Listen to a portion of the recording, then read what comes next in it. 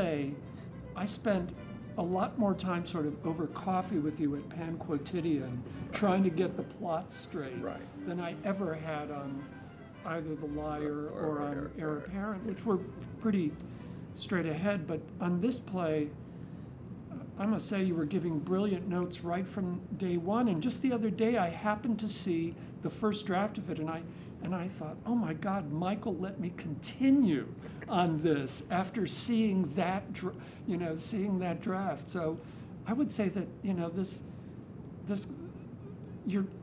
I'm so grateful for your trust in me that you actually thought this could turn into anything, because I read the opening of it and I thought, oh my God, this is just awful. And so it's been through, I think, 6 drafts. I think it has, yeah. 6 full drafts since then.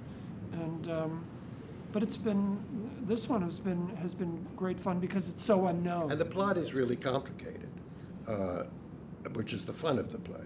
Yeah, I actually always describe this play, when somebody asks me, I always say it's 5 plots, none of them important. Well, and there are more mistaken identities in this one play than there are in all of the plays I've ever written. Probably. It's about a lot of mistaken identities. Yeah. And one point you said something to me, you said, I can't remember what the plot is anymore. And I said, that's just like Raymond Chandler after he wrote The Big Sleep. He couldn't remember the plot either. But I think it's all come together in a pretty fantastic way, and it's such a tight play, and it requires real skill on the part of the actors. Yeah. And we're very, very lucky because we have a couple of actors who were in. One was in The Liar. Well, they were both in The Liar, Christian Kahn and Tony Roach. And Amelia Pedlow's been with us in a bunch of plays, but was in Heir Apparent in New York. Heir Apparent in New York, and a young woman who's playing the maid. Wonderful, yes. She's really terrific. Dina Thomas, yeah. So, and that proves that you can actually audition people on video. Oh, that's right. That's right. I saw her on video and said she was great. Yeah, well, and then you saw her for real. Right, she came in, and since you're on video now, you may get. I can get a part. Yes, you can send this out as part of your acting. I want to do grill parts, actually.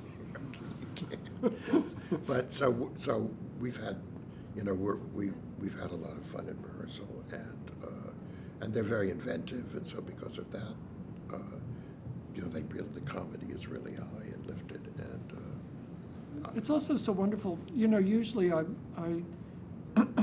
have such a, I have been known to be present at rehearsal, possibly more than I should be, but I love going away and coming back to see what you've done. It's just so wonderful because, but then again, that's part of the trust, is that I go away and I think, oh, everything's going to be great, and then I come back 2 weeks later to Washington and everything is great. Well, some of it. And I always leave on an earlier train because everything is so good. Well, that's nice, yes, actually. I'm always changing train tickets. Well,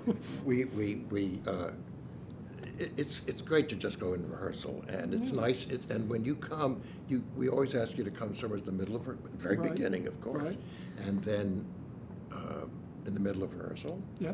And whatever you have to say is totally important.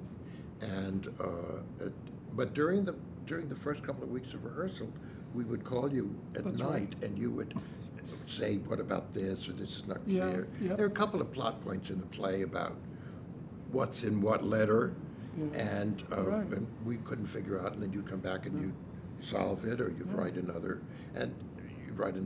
8 lines or 2 speeches, and we were able to use that. There's still one plot point that does not make any sense, but we're not going to tell anybody what it is. Well, it won't be there when these people say it. No, there'll be. No, because, or we could offer them a free ticket for their friends if you could figure out what it is. Great thing about you, for me, is, you do a workshop and you hear it, and bang, you fix it, you change it way before the rest of us. Isn't that what all playwrights do? Well, I work with so many dead ones. They don't do that.